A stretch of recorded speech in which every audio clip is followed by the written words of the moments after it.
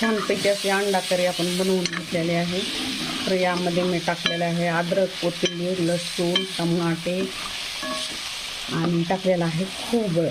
छानपैकी असं फ्राय करून घेऊन नंतर अंडे उकडून मध्ये टाकलेले आहेत।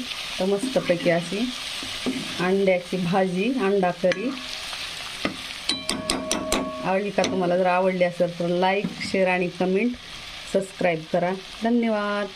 Bye bye, take care.